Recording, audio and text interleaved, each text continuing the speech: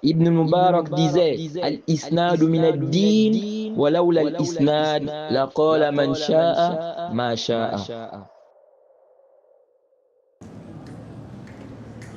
السلام عليكم ورحمة الله وبركاته. إن الحمد لله نحمده ونستعينه ونستغفره ونعوذ بالله من شرور أنفسنا ومن سيئات أعمالنا. من يهده الله فلا مضل له ومن يضلل فلا هادي له، وأشهد أن لا إله إلا الله وحده لا شريك له، وأشهد أن محمدًا عبده ورسوله. يا أيها الذين آمنوا اتقوا الله حق تقاته ولا تموتن إلا وأنتم مسلمون. يا أيها الناس اتقوا ربكم الذي خلقكم من نفس واحدة وخلق منها زوجها وبث منهما رجالا كثيرا ونساء، واتقوا الله الذي تساءلون به والأرحام إن الله كان عليكم رقيبا. يا أيها الذين آمنوا اتقوا الله وقولوا قولا سديدا يصلح لكم أعمالكم ويغفر لكم ذنوبكم، ومن يطع الله ورسوله فقد فاز فوزا عظيما. أما بعد. Louange à Allah, le créateur des cieux et de la terre. On le loue pour tout ce qu'il nous accorde comme bien et comme grâce. Et on lui demande de prier sur son prophète Muhammad sallallahu alayhi wa sallam, sa famille, ses compagnons et tous ceux qui les ont suivis jusqu'au jour de la rétribution. Celui qu'Allah a guidé, personne ne peut l'égarer. Celui qu'Allah a égaré, personne ne peut le guider. Nous sommes toujours dans l'explication des trois fondements du cheikh Muhammad ibn Abdul Wahhab, expliqué par le cheikh Ibn Uthaymin. On s'est arrêté sur l'explication du hadith de Jibril et plus précisément sur, n'est-ce pas, l'explication de l'islam. Car dans ce hadith, Jibril a posé la question au prophète Muhammad sallallahu alayhi wa sallam concernant l'islam. Il a dit « Akhbirni anil islam » informe-moi au sujet de l'islam.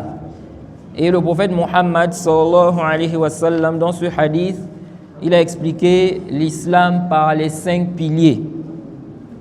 Et on a dit ici que ce récit-là, il y a un ishkal.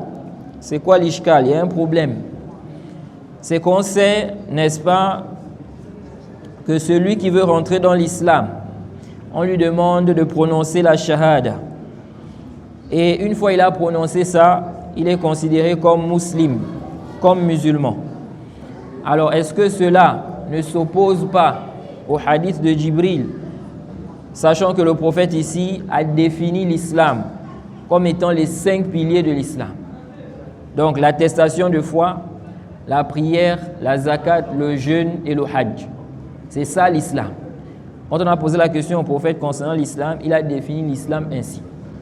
Donc, est-ce que ça ne pose pas problème? Et on a expliqué ici là qu'en réalité ça ne pose pas problème. Pourquoi? Parce que la définition que le prophète a donnée là-bas, dans le hadith de Jibril, ce n'est pas la définition de la base de l'islam. Et on a vu aussi que certains salafs ont dit que l'islam, c'est la parole. La foi, ce sont les œuvres. Ok? Tel que le Tabi'i Zuhri, l'imam Ahmad aussi, dans une riwaya, il a soutenu cette position-là. Et d'autres parmi les salafs. Toïb. Alors on a dit le hadith de Jibril là. C'est un hadith qui vient réfuter la secte qu'on appelle les Murji'a. On avait déjà parlé de cette secte ici là.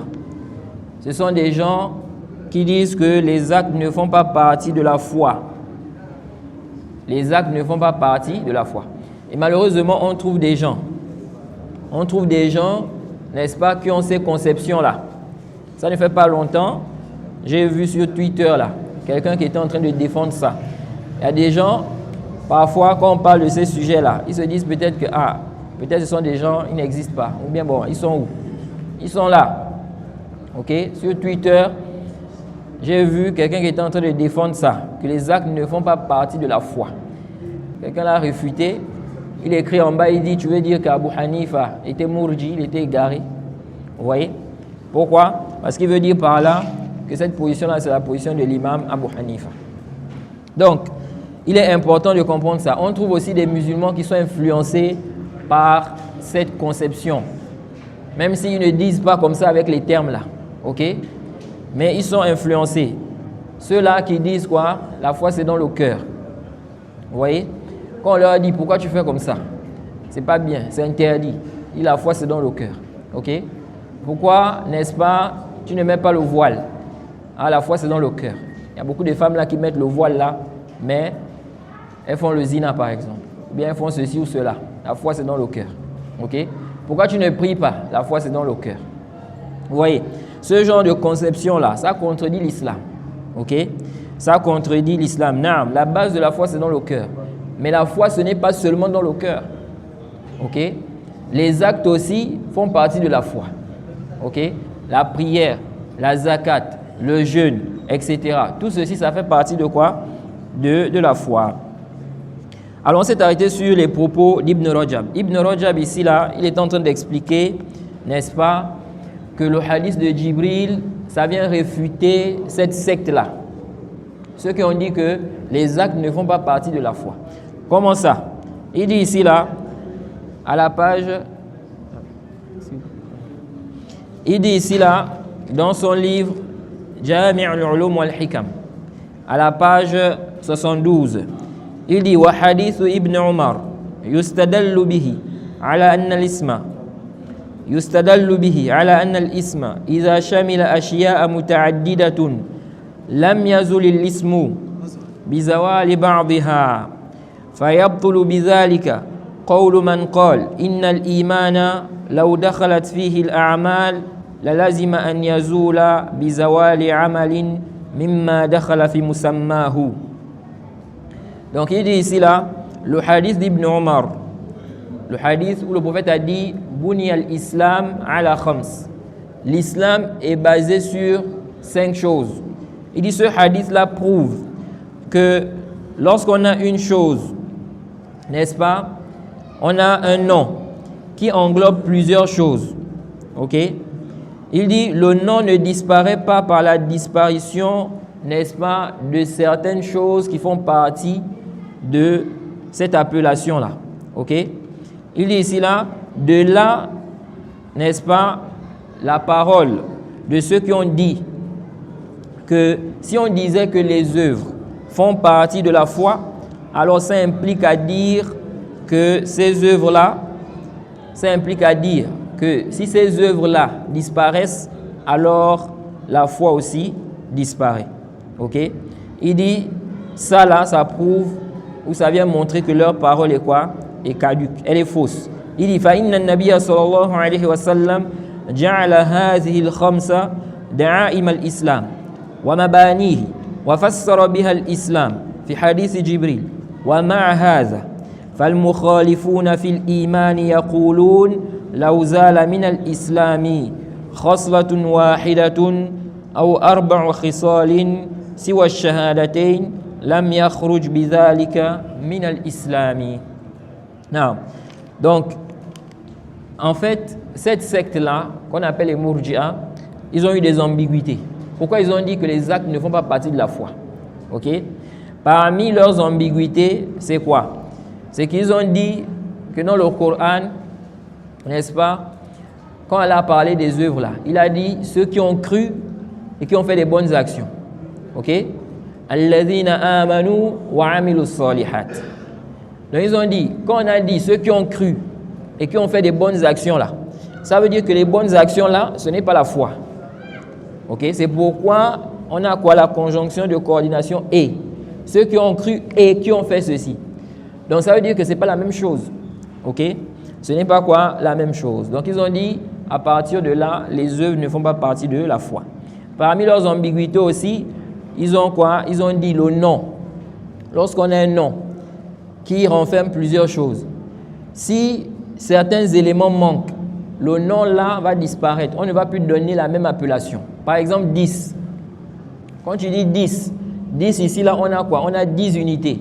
Si tu enlèves 2, tu ne peux plus appeler ça 10. Tu ne peux plus dire 10. Ok? Ils ont dit c'est comme ça la foi. Si vous dites que les œuvres font partie de la foi, bon, quelqu'un, il n'a pas jeûné. Ou bien quelqu'un, n'est-ce pas, il a délaissé l'obéissance aux parents. Ok? Il doit devenir mécréant. Parce que ça fait partie de la foi. Donc, il y a certains éléments qui manquent dans la foi ici, alors il devient quoi? Il devient mécréant. Or, ça, ce n'est pas vrai. Donc, comme ce n'est pas vrai là, on doit dire que les actes ne font pas partie de quoi? De la foi. Voilà leur ambiguïté. Voilà leur ambiguïté. Tout d'abord, nous disons, plusieurs textes du Coran et de la Sunna prouvent que les actes font partie de la foi. Qu'on appelle même les actes là. Les actes, on appelle ça foi. Ok? Tout d'abord, le prophète Muhammad sallallahu alayhi wa sallam, dans le hadith qui est célèbre, qui est connu, ok? Dans le Sahih, il a dit quoi? Il a dit al-imanu bid'un, n'est-ce pas? Wa sab'una shu'ba. Ok? La foi, n'est-ce pas, comporte 70 et quelques branches. Il a dit a'laha, afdaluha. La plus haute branche de la foi, c'est quoi? C'est la shahada. Ok? Ashhadu an la ilaha illallah. Ça, c'est quoi le plus haut degré? Quand on parle du iman, le plus haut degré, c'est la shahada. C'est pourquoi la prière là, la prière, c'est en dessous de la shahada. C'est en dessous de la shahada. Ok? La shahada, c'est au-dessus de la prière. C'est pourquoi la prière ne peut pas être valide si la shahada là est quoi? Est annulée. Vous voyez? Et aujourd'hui, vous allez voir qu'il y a des gens qui inversent les choses. Ce qui est plus grave là, il y en a, ils voient quoi? Ils voient que ce n'est pas vraiment grave. Vous voyez? Si on dit à quelqu'un aujourd'hui, on dit voilà quelqu'un, n'est-ce pas? Il a eu des rapports sexuels avec sa mère. Et voilà quelqu'un, il a commis le shirk, le grand shirk. Vous allez voir que beaucoup de gens vont plus, n'est-ce pas, s'attaquer au cas de celui qui a eu des rapports avec sa mère. Ils vont voir que c'est trop grave. Comment il a pu faire ça? Vous voyez? Mais si on regarde bien dans la législation, oui, ce qu'il a fait là, c'est interdit. C'est grave, c'est pas bon. Mais si on compare les deux là, qu'est-ce qui est plus grave? Ce qui est plus grave, c'est le shirk. Le grand shirk est plus grave. Parce que le grand shirk là, quand tu fais ça, ça annule les œuvres. Allah a dit وَلَقَدْ أُوحِيَ إِلَيْكَ وَإِلَى الَّذِينَ مِنْ قَبْلِكَ لَإِنْ أَشْرَكْتَ لَيَحْبَطَنَّ عَمَلُكَ وَلَتَكُنَّنَّ مِنَ الْخَاسِرِينَ. Il t'a été révélé, toi Mohammed, et à ceux qui t'ont précédé, que si tu donnes des associés à Allah, Allah va annuler tes œuvres et tu seras parmi les perdants. Allah annule les œuvres. Si tu commets le shirk, Allah annule. Et Allah dit Inna Allah la yaghfiru an yushraka bihi wa yaghfiru ma duna dhalika liman yasha. Allah ne pardonne pas à quiconque lui donne des associés, mais à part cela, il pardonne à qui il veut. Ou en dessous de cela, il pardonne à qui il veut. Vous voyez? Donc, celui qui commet le shirk, le grand shirk, ses œuvres s'annulent.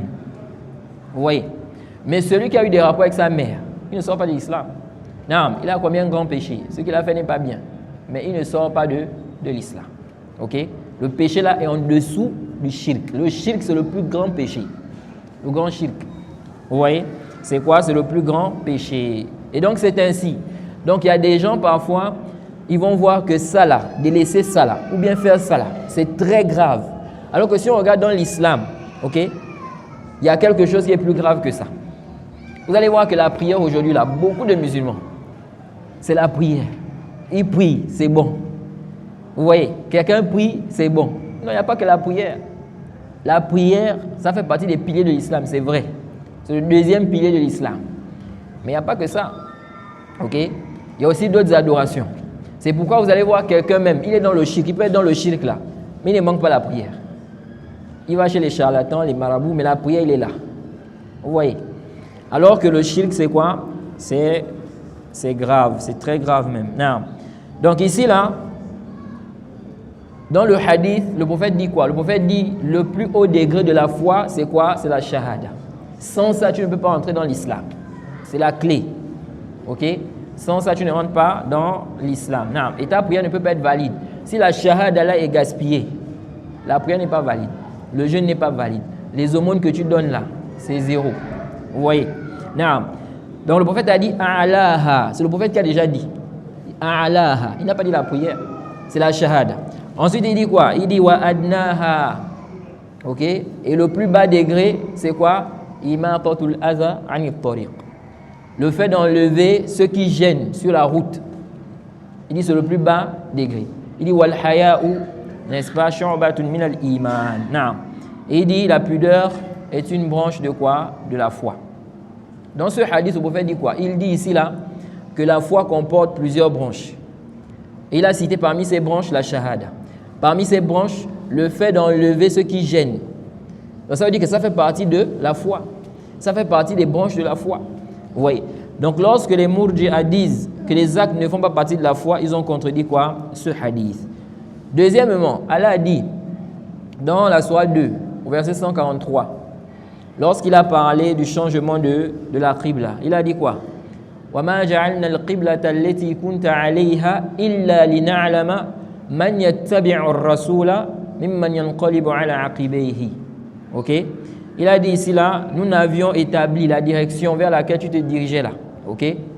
Que pour savoir qui est celui qui suit le messager et qui est celui-là qui se détourne, n'est-ce pas? Donc au départ, les musulmans se dirigeaient vers une qibla, qui n'est pas quoi? La qibla vers laquelle on se dirige en ce moment. Ok? Ensuite, Allah a changé ça. Maintenant, Allah a dit qu'il a fait ça pour savoir qui va suivre le messager. Donc, quand on va changer, qui va suivre, le messager va dire ça a été changé. Qui va suivre et qui ne va pas suivre. Ensuite, qu'est-ce qu'Allah a dit? Allah a dit وَمَا كَانَ اللَّهُ لِيُضِيعَ إِيمَانَكُمْ. Vous voyez? Allah ne vous fera pas perdre votre foi. Vous voyez? Allah ne va pas vous faire perdre votre foi. Et ici, là, votre foi, c'est quoi? C'est la prière. Vous voyez? Parce que quand la sentence est descendue, les gens se sont dit, mais maintenant les prières qu'on faisait à l'autre direction, là, Beit al-Maqdis, ces prières-là, c'est quoi sa sentence? Donc, c'est perdu comme ça. Donc, Allah a fait descendre le verset là pour dire qu'il ne va pas faire perdre, n'est-ce pas, leur foi. Donc, leur foi ici, c'est quoi? C'est la prière. Donc, Allah a appelé la prière foi. Il a appelé la prière foi. Ça veut dire quoi? Ça veut clairement dire que, n'est-ce pas, la prière fait partie de la foi. Sinon, on ne peut pas appeler ça quoi? Foi. Ok? La zakat aussi fait partie de la foi. Parce que dans le Sahih, n'est-ce pas, le prophète Muhammad sallallahu alayhi wa sallam a dit Hal tadruna mal imanu billahi wahdah. Savez-vous c'est quoi la foi en Allah, unique, seul? Vous savez c'est quoi la foi? Ok? Ils ont dit Allahu wa rasuluhu a'lam. Allah et son messager sont les plus savants. Et le prophète a dit quoi? Il a dit que la foi c'est quoi? Shahadatu an la ilaha illallah wa iqamus salah wa ita'iz zakah wa sawm ramadan. Vous voyez? Donc dans ce hadith encore, le prophète a défini la foi par quoi? Par des actes. Vous voyez? Il a demandé, vous savez c'est quoi la foi? Ils ont dit Allah et son messager savent, sont les plus savants. Ok? Et le prophète a dit c'est quoi? C'est la shahada. C'est l'accomplissement de la prière. C'est la zakat. C'est le jeûne de Ramadan. Donc la foi, c'est ça. La foi, c'est quoi? La shahada. La foi, c'est quoi? La prière. La foi, c'est quoi? Le jeûne. Ok? Donc ici, on voit clairement que le prophète a appelé foi, n'est-ce pas? Il a appelé ces actes-là foi. Ok? Et ça aussi, ça réfute, n'est-ce pas, certains gens de science. Il y a certains savants qui ont pris le verset qu'on a cité là, où Allah a dit وَمَا كَانَ اللَّهُ لِيُضِيعَ إِيمَانَكُمْ. Allah ne va pas vous faire perdre votre foi. Ils ont pris ça comme dalil pour dire que celui qui ne prie pas là, il n'est pas musulman. Ça, Allah a dit là-bas. Il a dit il ne va pas vous faire perdre votre foi. Donc il a appelé la prière foi. Donc s'il n'y a pas la prière, il n'y a pas la foi. S'il n'y a pas la prière, il n'y a pas la foi. Vous voyez? Non, ce n'est pas vrai. Pourquoi ça, ce n'est pas vrai? Parce que le prophète n'a pas appelé uniquement la prière foi. Il a appelé la shahada foi. Il a appelé la zakat foi. Il a appelé le jeûne foi. Il a même appelé le fait de donner le 5e du butin, le fait de donner le 5e du butin quoi? Foi. Vous voyez? Mais avec ça, aucun savant ne dit que celui qui ne donne pas le 5e du butin, il n'est pas quoi? Musulman. De même, le cas de la zakat, il y a des savants qui ne font pas le takfir de celui qui a délaissé la zakat. Pourtant, ils font le takfir de celui qui a délaissé quoi? La prière. Non. Non. Taïb. Quant à l'ambiguïté des Murji'a, lorsqu'ils disent que on a dit ceux qui ont cru, Ok? Walladhina amanu wa amilu salihat. Illa alladhina amanu wa amilu salihat. Qu'on a ici séparé. Donc ça veut dire que c'est différent. Taïb. Et que donc les actes ne font pas partie de la foi. Ça c'est complètement caduc. Naam. C'est vrai qu'à la base, la conjonction de coordination est. Si on dit, n'est-ce pas, prends le sac et ceci. Ça veut dire que c'est différent. On va pas te dire, prends le sac et le sac. Ok? Donc si on te dit, prends le sac et quelque chose qu'on va citer après là, la base c'est que c'est différent de ce qui était cité avant. Taïb. Mais si on a un dalil, si on a une preuve qui montre que non, la chose qui a été citée après là, ça fait partie de ce qui a été cité avant, à ce moment on ne va plus appliquer la règle là. Ok? On ne va plus appliquer quoi la règle là. Sinon, Allah a dit dans le Coran, dans la sourate 55 au verset 17, il dit Rabbul mashriqayni wa Rabbul maghribayn. Le Seigneur des deux levants et le Seigneur des deux couchants. Vous voyez? Est-ce que ça veut dire ici qu'il y a un Seigneur pour les deux levants et puis il y a un autre Seigneur pour les deux couchants? Non. C'est le même Seigneur. Vous voyez? Pourtant on a dit le Seigneur des deux levants et le Seigneur des deux couchants.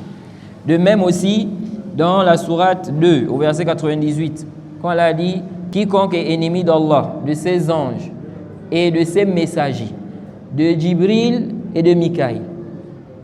Vous voyez? Quiconque est ennemi d'Allah, de ses anges, ok, et de ses messagers, et de Jibril et de Mikaïl. Pourtant, Jibril et Mikaïl font partie des anges. Vous voyez? Donc, on a cité les anges, ensuite on a cité Jibril et Mikaïl, avec la conjonction de coordination et. Vous voyez? Man kana aduwan lillahi wa malaikatihi wa rusulihi wa Jibrila wa Mikala fa inna Allaha aduwwun lil kafirin. Donc ça veut dire quoi? Ça veut dire ici qu'à ce moment-là, on ne va pas dire ici que le « est » là. Ça veut dire que c'est différent. Non. Donc Jibril et Mikaïl font partie des anges. Maintenant, le fait qu'ils aient été cités spécifiquement, c'est pour montrer quoi leur importance. Ok? Pourquoi, quand Allah a parlé des actes dans le Coran, il a dit ceux qui ont cru et qui ont fait des bonnes actions. Ok? Sachant que les actes font partie de la foi. Donc on pouvait dire ceux qui ont cru. Vous voyez? Mais pourquoi on dit ceux qui ont cru et qui ont fait des bonnes actions?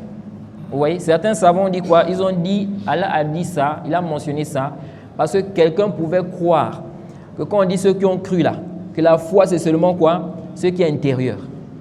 Ok? Ce qui est intérieur, sans les actes.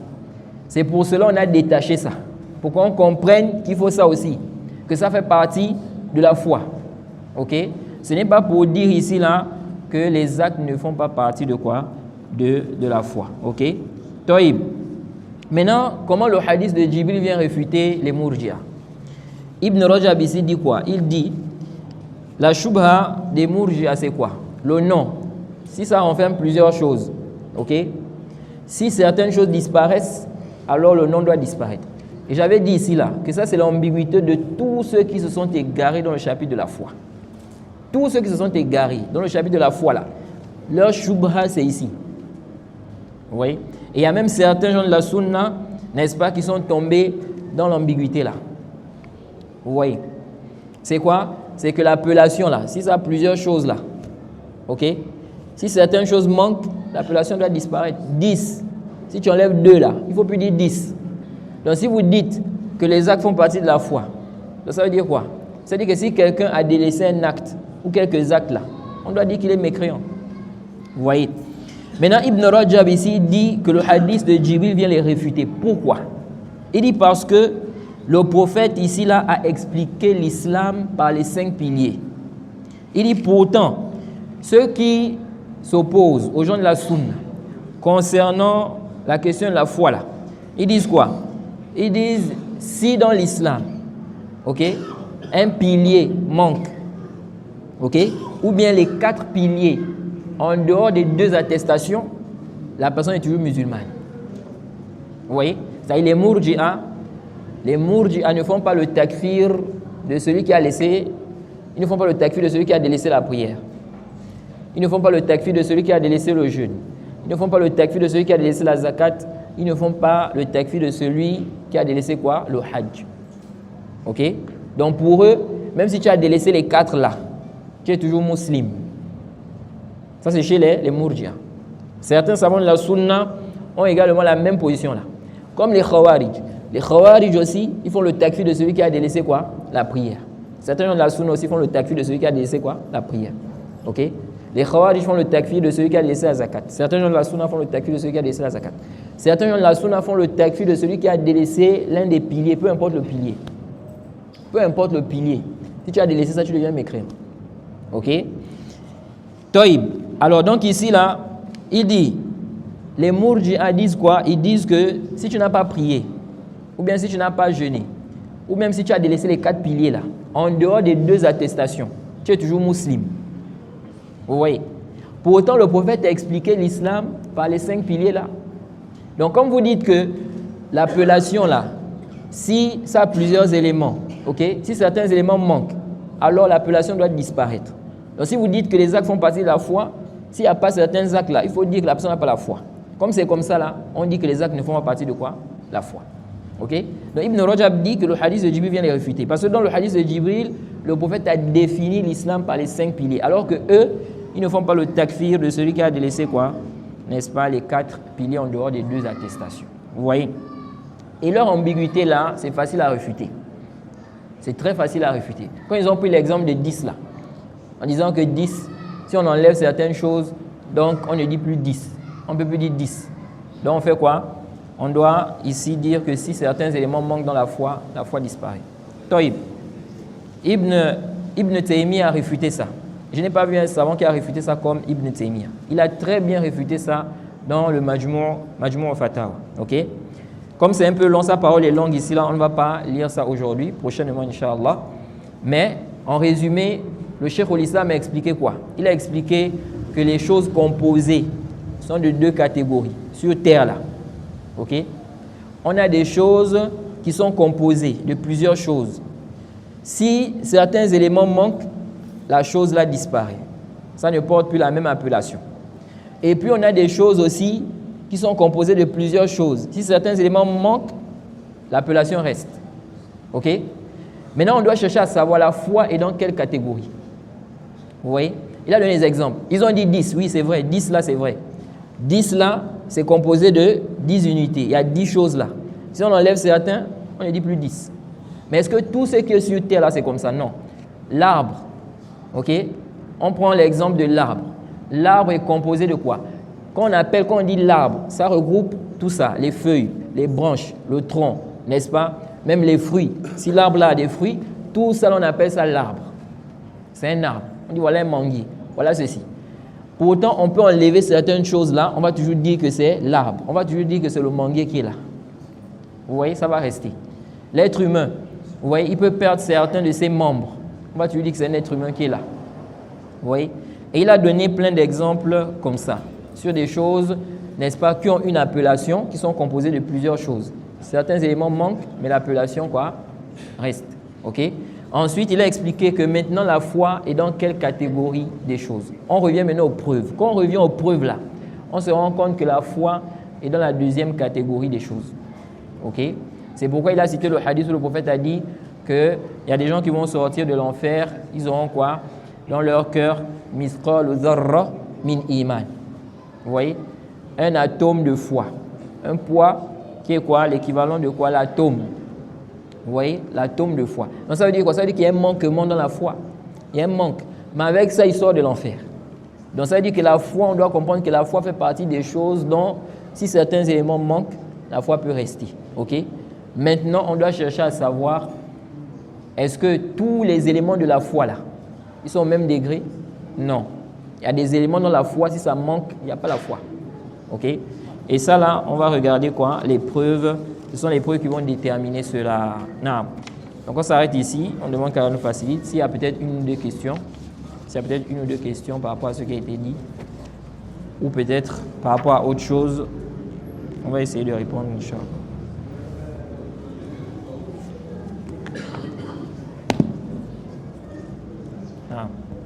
Il n'y a pas de questions?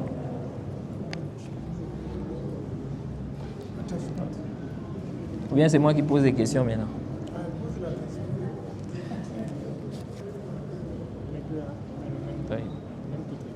Non. Quelles sont les deux ambiguïtés des Mourji'a concernant la foi?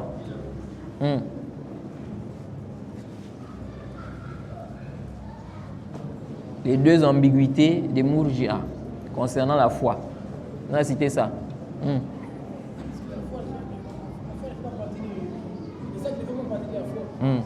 Il se base sur quoi? Si maintenant on te demande, c'est quoi leur dalil? Pourquoi ils disent ça? Est-ce qu'ils ont dit ça comme ça seulement? On a cité leurs arguments. Ils ont dit que, on sait que les œuvres, quelqu'un d'autre délaisse les œuvres, on ne peut pas dire que la personne sort de Christ, la personne n'a pas la foi. Et comment on ne peut pas dire ça? Ça veut dire qu'on ne peut pas entrer la foi. Ça c'est chez eux. Non. Non. Deuxièmement, ils ont dit que quand quelque chose est proposé, qu'une chose quitte ce qui est proposé, on appelle cela par le nom. Et ça, c'est le même argument là. C'est le même argument. On a cité deux preuves. Ils ont cité d'abord un argumentaire du Coran. Ok? Ensuite, ils ont apporté un argumentaire rationnel. Ok? Là, tu as cité l'argumentaire rationnel. Et comment on réfute ça? On réfute avec la parole de Sémia en disant que ce qui est composé de deux types, ceux dont lorsqu'un membre quitte, le nom n'est plus le même. Ceux dont lorsqu'un membre quitte, le nom reste. Oui. Et maintenant la foi, ça fait partie de quelle catégorie? Quand on veut un preuve, ça ne peut pas être. Et la preuve de ça, c'est quoi? Qu'est-ce qui prouve que la foi fait partie de la deuxième catégorie? Qui dit quoi?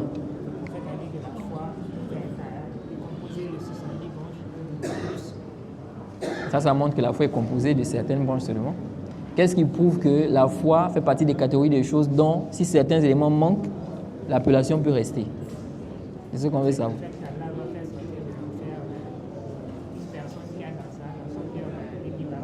Non. Donc quand on dit ici que la personne va sortir de l'enfer, alors que la personne a mithqal dharra de la foi, ça veut dire quoi? Ça veut dire ici là qu'il y a un manquement dans sa foi. Ok? Et sinon il ne devait pas avoir mithqal dharra. Donc s'il a mithqal dharra, il sort avec ça, ça veut dire qu'il y a un manquement. Ok? Mais malgré ça, il n'est pas quoi? Il n'est pas devenu mécréant. Donc ça veut dire que la foi est dans la deuxième catégorie. Non. Et l'istidlal du verset, c'était quoi? Non.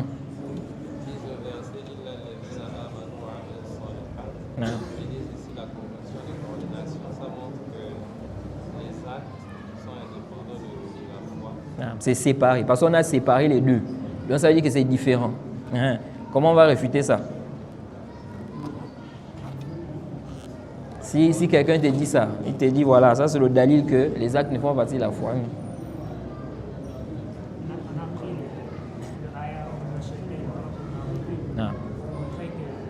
Rabbul mashriqayni wa Rabbul maghribina. Et quoi d'autre? Hein?